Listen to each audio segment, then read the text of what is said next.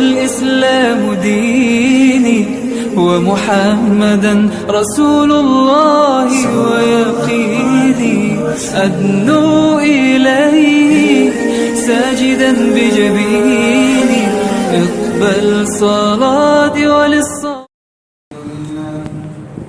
الحمد لله نحمده ونستعينه ونستغفره ونؤمن به ونتوكل عليه ونعوذ بالله من شرور أنفسنا ومن سيئات أعمالنا من يهده الله فلا مضل له ومن يضلله فلا هادي له ونشهد أن لا إله إلا الله وحده لا شريك له ونشهد أن سيدنا وسندنا ومولانا محمدا عبده ورسوله صلى الله تعالى عليه وعلى آله وأصحابه أجمعين.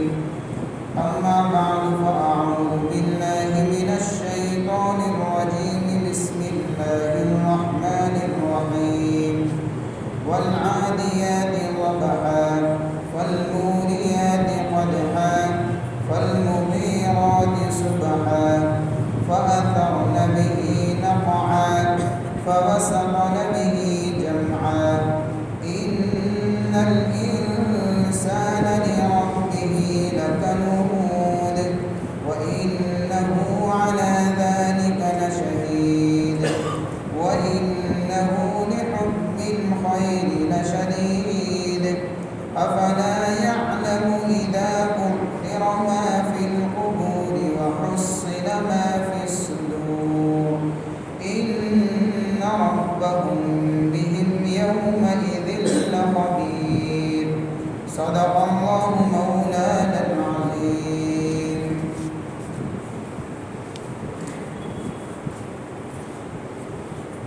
محترم دوستوں اور بزرگوں، گزشتہ مجلس میں بات چل رہی تھی کہ اللہ تعالیٰ نے اس صورت میں گھوڑوں کی قسمیں کھانے کے بعد یہ بات ارشاد فرمائی ہے ان الانسان لربہ لکنود، کہ بے شک انسان اپنے رب کا بڑا ناشکرا ہے۔ اس ناشکری کے متعلق میں نے بتایا تھا کہ اس کی 3 شکلیں ہیں کہ کس کس طریقے سے اللہ کی ناشکری آدمی کرتا ہے۔ اس میں سے ایک شکل کے اوپر مستقل گزشتہ مجلس میں بات ہوئی، وہ یہ تھی کہ ایک تو ناشکری یہ ہے کہ نعمتیں اللہ نے دی ہو اور اس کی نسبت مخلوق کی طرف کر دے، روزی دینے والا اللہ، اولاد دینے والا اللہ، بیماری تندرستی دینے والا اللہ، حاجتیں پوری کرنے والا اللہ، مشکلیں دور کرنے والا اللہ۔ لیکن آدمی یہ سمجھے کہ روزی کسی اور کے ذریعے سے ملتی ہے، اولاد فلانے پیر سے ملتی ہے، حاجتیں اس سے دور ہوتی ہے، اس سے پوری ہوتی ہے، مشکلیں یہاں سے دور ہوتی ہے۔ یہ ناشکری کی پہلی قسم ہے۔ اس ناشکری کا دوسرا نام شرک بھی ہے، انتہائی خطرناک درجے کی ناشکری ہے۔ دوسری ناشکری یہ ہے کہ جو نعمتیں اللہ نے عطا فرمائی ہیں ان نعمتوں کو اللہ کی نافرمانی میں استعمال کرنا، ان کے حقوق کی رعایت نہ کرنا، اللہ نے جو پابندیاں ان نعمتوں کے استعمال کے متعلق لگائی ہیں اور جو تعلیمات اللہ کی طرف سے ان نعمتوں کے متعلق ہے، ان تعلیمات کو چھوڑ کر بالکل اس کے اپوزٹ اور اس کے مخالفت پر چلنا، یہ بھی ناشکری کی دوسری شکل ہے۔ جیسے مثال کے طور پر ہم خود ہمارے جسم کے اندر غور کریں کہ اللہ تعالیٰ نے کیسا بہترین صحیح سالم تندرست جسم اللہ نے عطا فرمایا۔ اس کے اندر مختلف اعضاء اللہ نے بنائے، ہاتھ ہے، پیر ہے، زبان ہے، آنکھ ہے، کان ہے، اندر کا پورے یعنی کہ پوری مشینری اللہ نے فٹ کی، انسان کے جسم کے اندر دھڑکتا دل دیا، اور ہر عضو کے اندر اللہ نے الگ الگ صلاحیت اور الگ الگ طاقت رکھی۔ آنکھ کے اندر دیکھنے کی طاقت ہے، زبان میں بولنے کی طاقت ہے، کانوں میں سننے کی طاقت ہے، ہاتھوں میں پکڑنے کی طاقت ہے، اور دیگر کام کرنے کی طاقت ہے، پیروں کے ذریعے سے آدمی چلتا ہے۔ ہر عضو میں الگ صلاحیت، الگ طاقت اللہ نے رکھی۔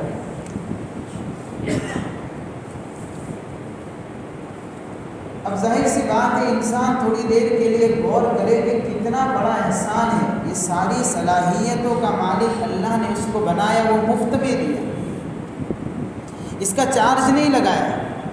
بھائی ہاتھ کا اتنا چارج ہوگا، آدمی کا اگر ہاتھ ٹوٹ جاتا ہے اور نقلی ہاتھ لگانے جاتا ہے تو کتنا خرچ ہوتا ہے۔ پیروں کے گھٹنوں کے اندر تکلیف ہو جاتی ہے، جب وہ گھٹنے یعنی جو اللہ کے لگائے ہوئے ہیں جب یہ فیل ہو جاتے ہیں تو پھر آج کے موجودہ زمانے میں نئی ٹیکنالوجی کے حساب سے نئے گھٹنے گویا کہ فٹ کیے جاتے ہیں۔ کتنا لمبا چوڑا خرچ ہے۔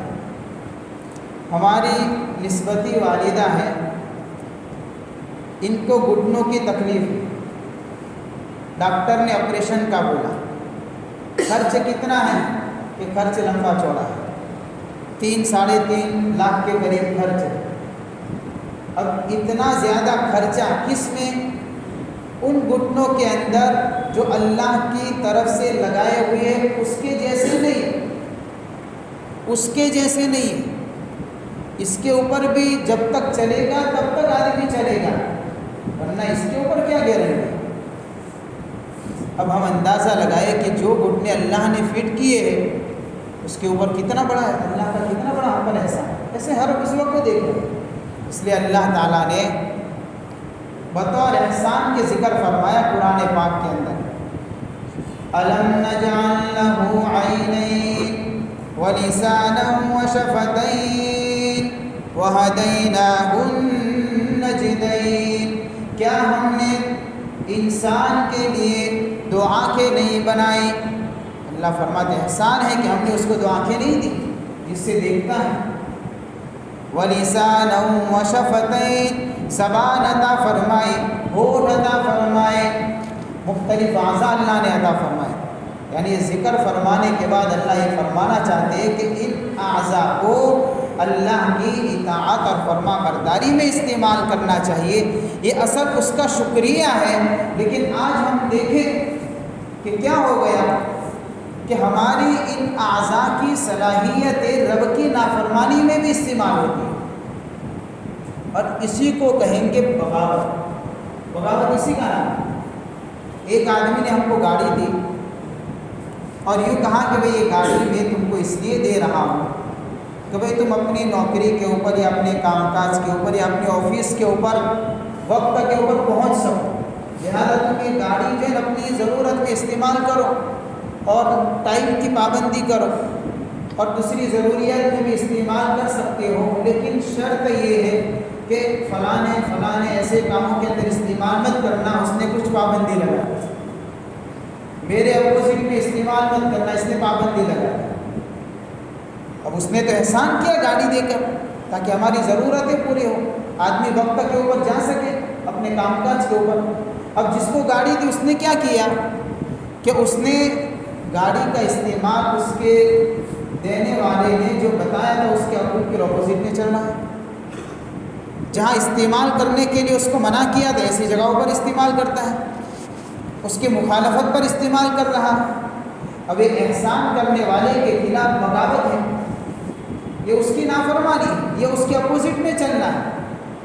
تو ہمارا حال بھی ایسا ہو گیا کہ ان ساری نعمتوں سے اللہ نے ہم کو نوازا، اور ان نعمتوں کا مالک اللہ نے ہم کو بنایا، اور بنانے کے بعد آدمی آزاد نہیں ہے۔ ہاں آزاد نہیں ہے۔ اللہ نے آنکھیں دی تو آنکھیں کا مطلب یہ نہیں کہ آدمی اپنی مرضی کا مالک ہے، جو چاہے دیکھے۔ یہ مالک اس طریقے سے مالک نہیں ہے، بلکہ اللہ نے پابندی لگائی. قُل لِّلْمُؤْمِنِينَ يَغُضُّوا مِنْ أَبْصَارِهِمْ. مردوں کو کہا، کیا کہا؟ اللہ فرماتے اپنے حبیب صلی اللہ علیہ وسلم سے، اے میرے محبوب صلی اللہ علیہ وسلم، ایمان والے مردوں سے کہہ دو اپنی نگاہوں کو نیچے رکھے، بد نظری نہ کرے. عورتوں کو الگ سے وَقُلْ لِلْمُؤْمِنَاتِ يَغْضُضْنَ مِنْ أَبْصَارِهِنَّ، اور ایمان والی عورتوں سے بھی کہہ دیجئے اپنی نگاہوں کو نیچا رکھ کر چلا کرے، کہ وہ بھی اپنی نظروں کو غلط استعمال نہ کرے، نہ مرد کرے نہ عورتیں کرے. اللہ نے آنکھیں دی، پابندی لگائی. اب اس پابندی کے مطابق چلنا یہ اصل رب کا شکریہ ہے،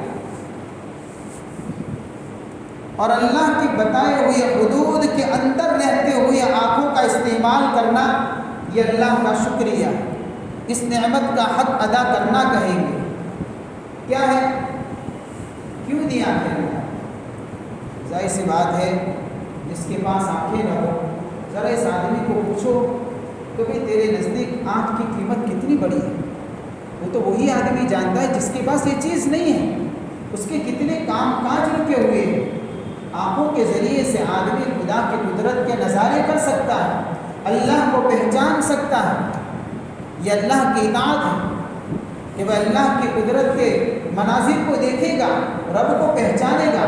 اتنا بڑا آسمان، اتنا بڑا سورج، یہ زمین، یہ سمندر، یہ لہلہاتی دنیا، یہ جگمگاتے رات اور دن، اور آسمان پر لگے ستارے، یہ چاند سورج، یہ سب کیا ہے کہ اس کو دیکھے گا آدمی، رب کو پہچانے گا، اللہ تک پہنچے گا.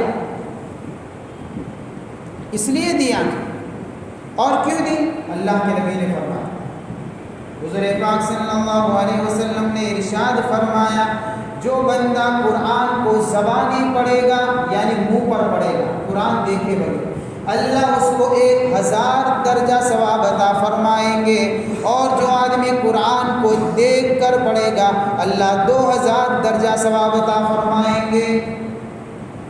یہ آنکھوں کا صحیح استعمال اللہ نے نعمت دی ہے، کیا کرے؟ قرآن کی تلاوت. اس لیے روایت میں آتا ہے اللہ کے نبی صلی اللہ علیہ وسلم نے فرمایا، ایک دوسری روایت ہے، جو کوئی بیٹا اپنے ماں باپ کو محبت کی نگاہ سے دیکھے گا، اللہ کے نبی نے فرمایا اللہ اس کو حج مقبول کا ثواب عطا فرمائیں گے. یہ آنکھوں کا جائز استعمال، پیار اور محبت اور شفقت کی نگاہ سے ایک نگاہ ڈال دے ماں باپ کے اوپر، اللہ تجھے حج مقبول کا ثواب، صرف حج کا نہیں، اس حج کا ثواب جو حج رب کے دربار میں قبول ہو چکا، صرف حج کا نہیں. ہاں، یہ صحیح استعمال ہے. اللہ تعالیٰ نے آنکھیں عطا فرمائیں. اللہ کے نبی صلی اللہ علیہ وسلم نے فرمایا، جو بیت اللہ کے اوپر نگاہ پڑے اور پہلی دعا مانگے گا اللہ قبول کرے گا. یہ آنکھوں کا کمال ہے، جیسے ہی نگاہ پڑی رب سے مانگو اللہ دے دے گا. پہلی نگاہ پر اللہ اس کی دعا قبول کر دیتا ہے، گناہ معاف کر دیتا. یہ آنکھوں کا جائز استعمال، یہ اس کے حقوق ہیں جو روایتوں میں بیان کیے گئے. لیکن اگر کسی نے آنکھ کا استعمال اس طریقے سے نہیں کیا، ناجائز استعمال کیا، بد نظری کرنا، نامحرم عورتوں کو دیکھنا، گناہوں کی چیزوں کو دیکھنا، فلموں کو دیکھنا، سیریلوں کو دیکھنا، رات کے اندھیروں میں تنہائیوں میں موبائل کے اندر غلط چیزوں کو دیکھنا. بینائی تو اللہ نے دی تھی، اس لیے دی تھی کہ ان چیزوں کو دیکھا جائے. ہاں، اس لیے دی تھی. اس لیے اللہ کے نبی نے فرمایا، حدیث کے اندر آتا ہے، حدیث پاک کے اندر حضور صلی اللہ علیہ وسلم نے فرمایا، بد نگاہی شیطان کے تیروں میں سے ایک تیر ہے. یہ بھی تیر ہے.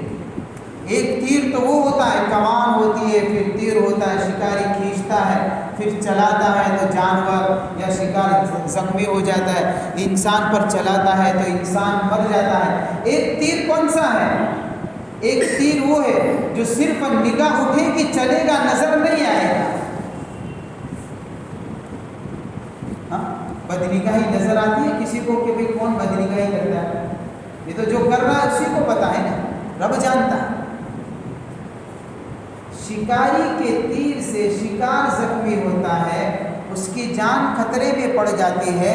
یہ آنکھوں کا تیر اتنا خطرناک ہے، جو یہ تیر چلائے گا تو جسم زخمی نہیں ہوگا، ایمان داغدار ہو جائے گا،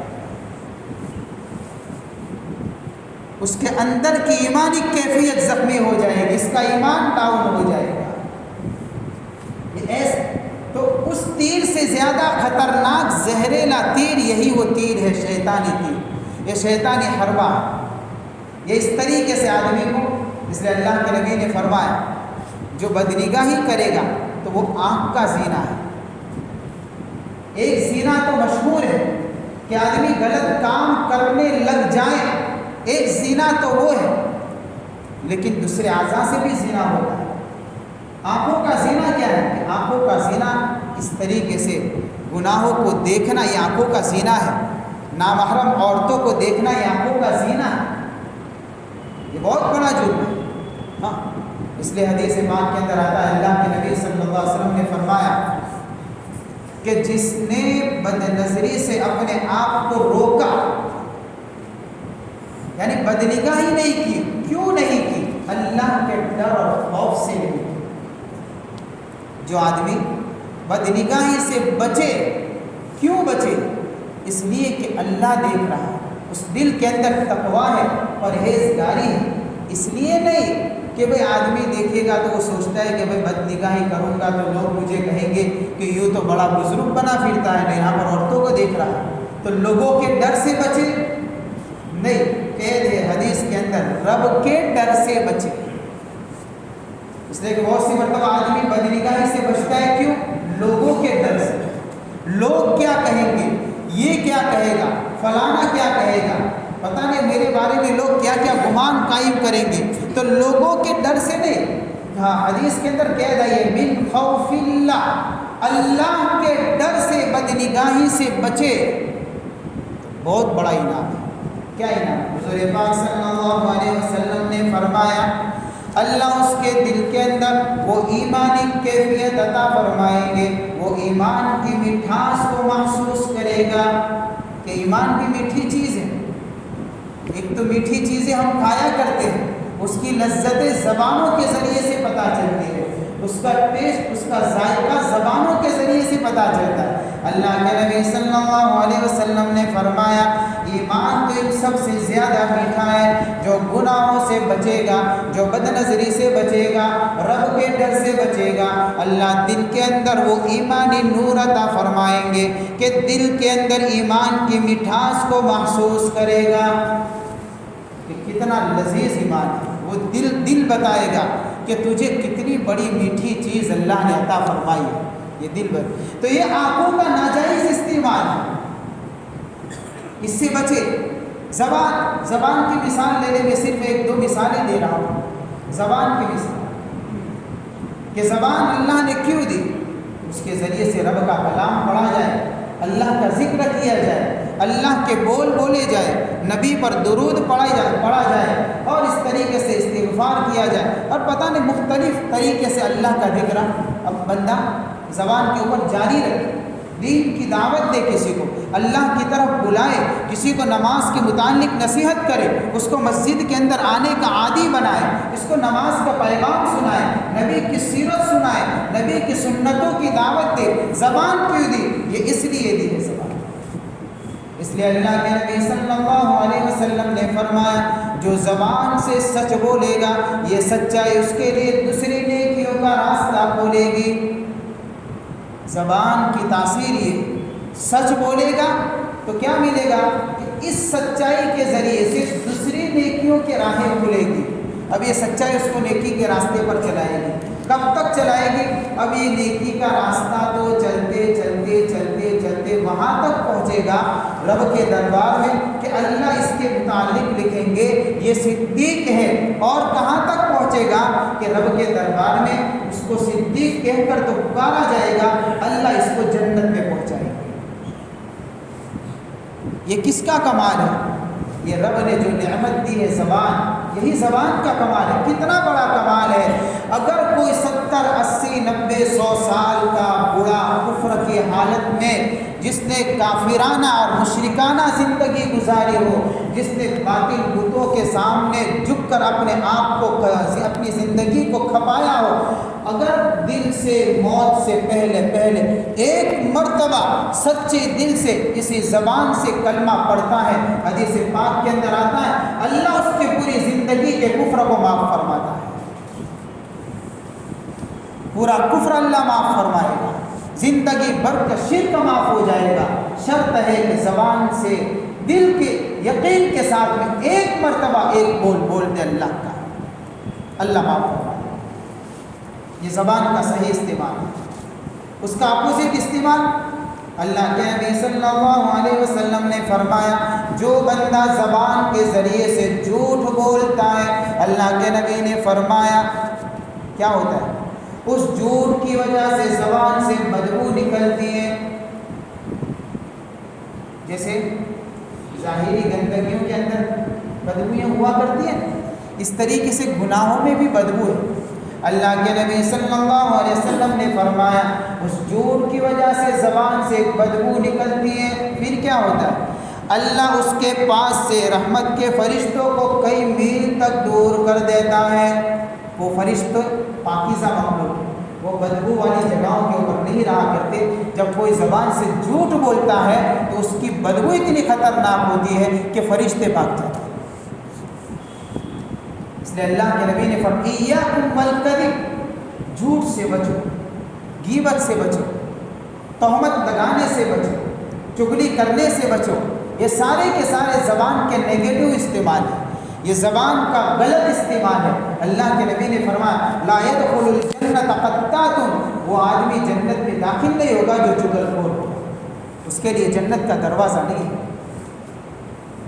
اس طریقے سے ہاتھ کو لے لیجئے، پیروں کو لے لیجئے، آنکھوں کو لے لیجئے، کانوں کو لے لیجئے. ایک ایک عضو کو دیکھیں اللہ نے کیوں دیا ہے؟ اس کی اطاعت کے لیے دیا، اس کے فرما برداری کے لیے دیا. اور یہی اصل شکر ہے، اور یہی اصل اللہ کا حکم ہے. اور اس کے خلاف استعمال کرنا اور اس کے نافرمانی میں استعمال کرنا یہ اللہ کی ناشکری ہے، جو دوسری قسم کی ناشکری ہے کہ نعمتیں دی اللہ نے لیکن ان نعمتوں کو اب استعمال کر رہا ہے اللہ کی ناشکری میں. یہ دوسری قسم ناشکری کی. ناشکری کی تیسری قسم نعمت اللہ نے دی لیکن ان نعمتوں کو استعمال کرنے میں اتنا ڈوبا اور اتنا غافل ہوا کہ اللہ کو بھلا ہی دیا، یاد ہی نہیں کرتا. کبھی تصور نہیں آتا کہ اللہ نے مجھے کاروبار دے کر، یہ اللہ کا احسان ہے، یہ نعمت دی ہے اللہ نے. لیکن کبھی زبان سے شکر کا لفظ کہہ کر اللہ کو یاد نہیں کرتا. خدا کو بھول ہی کچھ اس انداز سے گیا. اور یہ انسان کی کیفیت ہے، جب اس کو نعمت ملتی ہے تو غرور، اکڑ اور تکبر میں آ جاتا ہے. اس لیے اللہ نے اس بیماری کو بیان فرمایا وَلَئِنْ نَذَقْنَاهُ نَعْمَاءَ بَعْدَ ضَرَّاءَ مَسَّتْهُ لَيَقُولَنَّ ذَهَبَ السَّيِّئَاتُ عَنِّي إِنَّهُ لَفَرِحٌ فَخُورٌ. اللہ فرماتے جب ہم اس کو اپنی طرف سے نعمتوں کا مزہ چکھاتے ہیں، اس کو تکلیف کے بعد کوئی تکلیف آئی ہو، کوئی پریشانی آئی ہو، کوئی مصیبت میں پھنسا ہو تو اس وقت تو چلاتا ہے، چیختا ہے اور پتہ نہیں کیا کیا، یعنی کہ وہ سب پریشان حال گھومتا پھرتا ہے. اس کے بعد اللہ فرماتے ہیں اس کو نعمتیں چکھاتے ہیں. وَلَئِنْ أَذَقْنَاهُ نَعْمَاءَ بَعْدَ ضَرَّاءَ مَسَّتْهُ. ہاں، تکلیف کے بعد جب نعمت کا مزہ چکھتا ہے تو کیا کہتا ہے؟ لَيَقُولَنَّ ذَهَبَ السَّيِّئَاتُ عَنِّي إِنَّهُ لَفَرِحٌ فَخُورٌ. فوراً چیخنے لگتا ہے، چلانے لگتا ہے اور کہنے لگتا ہے مجھ پر سے مصیبت دور ہو گئی. رب کے سامنے اترانے لگتا ہے، شیخی بگاڑنے لگتا ہے، رب کو ہی بھول جاتا ہے. نعمت ملنے کے بعد اللہ کو ہی بھول گئے۔ یہ نعمت دی کس نے؟ کہ اللہ نے دی۔ دوسری جگہ پر اللہ نے بیان فرمایا وَلَئِنْ أَذَقْنَاهُ رَحْمَةً مِنَّا مِنْ بَعْدِ ضَرَّاءَ مَسَّتْهُ لَيَقُولَنَّ هَذَا لِي، یہ کہتا ہے جب ہم اس کو اپنی طرف سے رحمت کا مزہ چکھاتے ہیں، نعمتوں کا مزہ چکھاتے ہیں تکلیفوں کے بعد، تو پھر وہ کہنے لگتا ہے لَيَقُولَنَّ هَذَا لِي، یہ تو میرا حق ہے، میں نے کیا ہے، میری ہوشیاری ہے، میری دانش مندی ہے، میری عقل مندی ہے، میری سمجھداری ہے، میں نے کیا تو یہ کام ہوا، میری وجہ سے ہوا ہے۔ یہ اس کا میں اس کے اندر اتنا اتر جاتا ہے، کبھی تصور تک نہیں آتا کہ یہ نعمتیں تو اللہ نے دی ہے، کمال تیرا نہیں ہے، کمال تیرے رب کا ہے۔ یہ انسان کا مزاج بن گیا، اس کی طبیعت بن گئی، اور ہماری طبیعتوں کو قرآن بیان کرتا ہے کہ ہم کس طریقے سے کام کرتے ہیں اللہ کی نعمتوں کے سامنے۔ اس لیے اللہ کی نعمتیں ملے تو فوراً زبان سے اللہم لک الحمد کلو ولک الشکر کلو، یہ ورد آدمی کی زبان پر جاری ہونا چاہیے۔ ہم دیکھیں کتنی نعمتیں ملی، سورہ رحمان کو پڑھے، اللہ نے 31 مرتبہ ایک آیت کو دہرایا ہے، فَبِأَيِّ آلَاءِ رَبِّكُمَا تُكَذِّبَانِ، اپنے رب کی کون کون سی نعمتوں کو جھٹلاؤ گے؟ کب تک چلے گا یہ کام؟ الرحمن علم القرآن خلق الانسان علمہ البیان، نعمتیں گنا دی۔ مہربان رب علم القرآن، جس نے قرآن کی تعلیم دی، انسان کو پیدا کیا، بولتے سکھایا، سورج چاند کا نظام چلایا، تارے اور ستاروں کا نظام چلایا، میزان کو قائم کیا، درختوں کو اگایا، پھل فروٹ کو اگایا، یہ ساری نعمتیں ہیں۔ ان نعمتوں کے بعد اللہ فرما دے فَبِأَيِّ آلَاءِ رَبِّكُمَا تُكَذِّبَانِ، اپنے رب کی کون کون سی نعمتوں کو جھٹلاؤ گے؟ خَلَقَ الْإِنسَانَ مِنْ صَلْصَالٍ كَالْفَخَّارِ، انسان اپنی پیدائش پر غور کرے، ٹھکرے کی طرح بچنے والی مٹی سے رب نے پیدا کیا۔ وَفَبِأَيِّ آلَاءِ رَبِّكُمَا تُكَذِّبَانِ، اپنے رب کی کون کون سی نعمتوں کو جھٹلاؤں گے؟ ہر آیت کے بعد اللہ ایک جملہ کہتا ہے۔ حضرت پیر فقیر ذوالفقار احمد نقشبندی دامت برکاتہم عالیہ حضرت بیمار چل رہے، میں آپ حضرات سے درخواست کرتا ہوں اس بات کی کہ حضرت کے لیے عافیت کی دعا فرمائے۔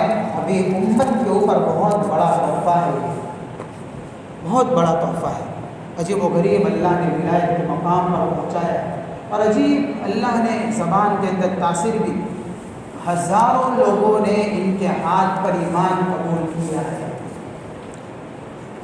ان کی چھپی زندگی سے ہم واقف نہیں ہیں۔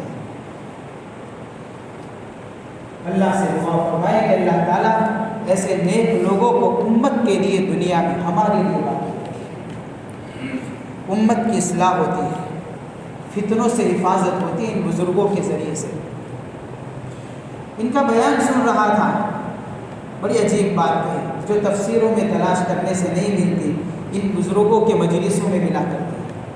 حضرت نے فرمایا کہ اللہ نے اپنے قرآن کے اندر فَبِأَيِّ آلَاءِ رَبِّكُمَا تُكَذِّبَانِ کو 31 مرتبہ کیوں دہرایا ہے؟ کیا حکمت ہے؟ کیا وجہ ہے؟ کیا وجہ ہے؟ ایک مرتبہ اللہ نے تلاوت کی اس آیت کی فَبِأَيِّ آلَاء، اور اس آیت کو 30 مرتبہ دہرایا۔ کتنی مرتبہ ہو گیا؟ 31 ہو چکا۔ تو اللہ نے ایک مرتبہ کلام فرمایا اس آیت کا، اور اسی آیت کا کلام فرمانے کے بعد اسی کلام کو 30 مرتبہ ریپیٹ کیا۔ 31 ہو چکا، 30 مرتبہ کیوں ریپیٹ کیا؟ ایک حکمت بیان فرمائی، دو حکمتیں، بڑی عجیب حکمتیں بیان فرمائی جو کبھی شاید کتابوں میں تو نہیں ملا کرتے، ان بزرگوں کی مجلسوں میں مل جایا کرتی ہے۔ حکمت یہ بیان فرمائی ہے کہ اس سے پہلے اللہ نے جو صورت یعنی کہ اتاری ہے، اس سے پہلے اگلی جو صورت، یہ سورۃ القمر، اس سورۃ القمر کے اندر اللہ نے 3 مرتبہ ایک آیت کو دہرایا ہے فَكَيْفَ كَانَ عَذَابِي وَنُذُرِ۔ اس کا ترجمہ یہ ہوتا ہے پس کیسا رہا میرا عذاب، یعنی کیسا میرے عذاب کی پکڑ اور اس کا یعنی کہ وہ منظر کیسا خطرناک تھا۔ جن نافرمان قوموں کو اللہ نے عذاب میں مبتلا کیا تو اس وقت اللہ نے اس آیت کے اندر 3 مرتبہ اس آیت کا ذکر فرمایا، فَكَيْفَ كَانَ عَذَابِي وَنُذُرِ۔ تو یہاں 3 مرتبہ ذکر فرمایا، لیکن جب نعمت کی بات آئی تو اللہ نے فَبِأَيِّ آلَاءِ رَبِّكُمَا تُكَذِّبَانِ کو دہرایا 30 مرتبہ۔ 3 مرتبہ کے مقابلے میں 30 مرتبہ، یعنی ہر ایک کا 10 گنا، ایک کا 10 گنا 10، دوسرے کا 10 گنا 20، تیسرے کا بھی 10 گنا 30، تو 3 کا 30 مرتبہ دوہرا کر اس بات کی طرف اشارہ فرمایا، اے میرے بندو میرا کرم بہت بڑا ہے، میرا رحم بہت بڑا ہے، میری نعمتوں کی شکر قدردانی کرو، میرے عذاب اور میری پکڑ سے میری رحمت بڑی وسیع ہے۔ اس لیے اللہ نے 30 مرتبہ فَبِأَيِّ آلَاءِ رَبِّكُمَا تُكَذِّبَانِ کہہ کر اپنی طرف سے برسنے والی نعمتوں کی یاد دہانی کروائی ہے۔ 30 مرتبہ رب کی نعمتوں کا شکر ادا، اللہ اتنا کریم ہے۔ دوسری حکمت حضرت نے یہ بیان فرمائی کہ اللہ نے ہمیں جو کلمہ عطا فرمایا ہے لا الہ الا اللہ، اس کلمے کے اندر 7 الفاظ ہیں، لا 1، الہ 2، الا 3، اللہ 4، محمد 5، رسول 6، اللہ 7۔ ان 7 الفاظ سے مل کر پورا کلمہ بنتا ہے لا الہ الا اللہ محمد الرسول اللہ صلی اللہ علیہ وسلم۔ اس کلمے کے اندر گویا کہ 7 الفاظ ہیں، یہ 7 نعمتیں ہیں، یہ اللہ نے 7 نعمتوں کی شکل میں اللہ نے ہم کو کلمہ عطا فرمایا۔ جہنم کے دروازے اللہ نے 7 بنائے، لہا 7 ابواب، قرآن نے کہا ہے کہ جہنم کے دروازے 7 ہیں۔ اللہ ایمان والے بندوں کو جہنم سے بچانے کے لیے 7 دروازے کل قیامت میں بند کرے گا۔ یہ 7 نعمتیں دوسری، 7 الفاظ کلمے کے یہ 7 نعمت، اللہ ایمان والوں کو جہنم سے بچانے کے لیے 7 دروازے بند کرے گا، تو یہ 7 نعمتیں دوسری، تو 7 اور 7 14 ہو گئے۔ ایمان والوں کو اللہ جنت عطا فرمائے گا، جنت کے 8 دروازے بنائے ہیں، حدیث پاک کے اندر آتا ہے، اس لیے کہ اللہ جنت میں زیادہ لوگوں کو بھیجے گا۔ تو ظاہر سی بات ہے جہاں پر لوگوں کا ہجوم زیادہ ہوتا ہے وہاں دروازے زیادہ ہوتے ہیں، تو اللہ اپنے بندوں کو جہنم سے بچا کر جنت میں بھیجنا چاہتے، اس لیے جنت کے دروازے بھی بنائے 8۔ اچھا، اب قرآن کیا کہتا ہے؟ وَلِمَنْ خَافَ مَقَامَ رَبِّهِ جَنَّتَانِ، جو بندہ رب سے ڈرے گا اس کو 2 جنتیں ملے گی۔ تو 8 کا ڈبل کر دو، اس لیے کہ ہر جنت کے پھر 2 دروازے ہو گئے، ایک جنت کا 1 دروازہ، تو 2 جنت ہے تو اس کا بھی دروازہ پھر الگ سے گننا پڑے گا، تو 8 کے ڈبل کر دو۔ ہر ڈرنے والے کو، رب پر ایمان رکھنے والے کو اللہ 2 جنتیں عطا فرمائیں گے، تو جب 8 کا ڈبل کر دیں گے تو یہ ہو جائے گا 16۔ 14 نعمتیں، 7 الفاظ کلمے کی شکل میں، 7 نعمتیں جہنم کا دروازہ بن کے اور اس کی شکل میں 14 یہ ہو گئی، اور اللہ نے 16 دروازے جنت کے کھولے، 16 یہ 14 اور 16 30 ہو گیا۔ اللہ نے فرمایا اور آیت یعنی کہ اس فَبِأَيِّ آلَاءِ رَبِّكُمَا تُكَذِّبَانِ کو 30 مرتبہ دہرایا اور یوں کہا فَبِأَيِّ آلَاءِ رَبِّكُمَا تُكَذِّبَانِ، اے میرے بندو تم میری کون کون سی نعمتوں کو جھٹلاؤ گے؟ اللہ کی رحمت اتنے بڑی ہے، رب کی نعمتوں کا شکر ادا کرو۔ اللہ نے 30 مرتبہ فرمایا ہے، 30 نعمتیں اللہ عطا فرمائے گا، یہ اللہ کا شکر ہے۔ اس لیے حدیث پاک کے اندر آتا ہے، ایک دعا بتا دو، اخیر کے اندر بات لمبی ہو گئی آج تو، ایک دعا بتا دو اخیر کے اندر حضور پاک صلی اللہ علیہ وسلم نے فرمایا، حدیث پاک کے اندر آتا ہے، جو یہ دعا پڑھے اس کا مطلب یہ ہے کہ اس نے پوری اللہ کی طرف سے ملنے والی ساری نعمتوں کا شکریہ ادا فرما دیا۔ اللہم ما اصبح من نعمت او بأحد من خلقک فمنک وحدک لا شریک لک فلک الحمد ولک الشکر۔ جو صبح کے وقت پڑھے گا تو اللہ پورے دین کی نعمتوں کا گویا کہ یہ ہو گیا تو اس بندے نے اللہ کی طرف سے ملنے والی نعمتوں کا شکریہ ادا کر دیا۔ اللہم ما اصبح بی من نعمت او بأحد من خلقک فمنک وحدک لا شریک لک فلک الحمد ولک الشکر، جس کا ترجمہ یہ ہوتا ہے کہ اللہ تیری طرف سے مجھ پر جتنی بھی نعمتیں برستی ہے وہ ساری کی ساری نعمتیں، اور تیری مخلوق میں سے، صرف تیری بندوں میں سے نہیں، تیری مخلوق میں سے جس مخلوق کے اوپر بھی جتنی بھی نعمتیں برستی ہے ان ساری نعمتوں کا میں اقرار کرتا ہوں کہ صرف اور صرف تیرے ایک کی طرف سے، فمن کا، صرف تیری طرف سے، تو اکیلا ہے، لا شریک لک، تیرا کوئی شریک نہیں، فلک الحمد، لہذا ساری تعریفیں تیرے لیے، ولک الشکر، سارا شکر تیرے لیے۔ لہذا کم سے کم صبح میں ایک مرتبہ اس دعا کا ورد ضرور کرنا چاہیے۔ اللہ کے نبی نے فرمایا جو یہ دعا پڑھے گا تو گویا کہ اس کا مطلب یہ ہوا کہ اللہ کی طرف سے ملنے والی نعمتوں کا شکریہ ادا ہو گیا ہے۔ تو میں تو یہ بتا دیا کہ اللہ کی نعمتوں کی ناشکری کی تیسری شکل یہ ہے کہ نعمتیں تو استعمال کرے لیکن رب کو بھول جائے، یہ بھی نہیں ہونا چاہیے۔ قدم قدم کے اوپر ہم اللہ کا شکر ادا کرنے والے بن جائے۔ اللہ تعالیٰ ہمیں شاکرانہ زندگی نصیب فرمائے، عمل کی توفیق عطا فرمائے۔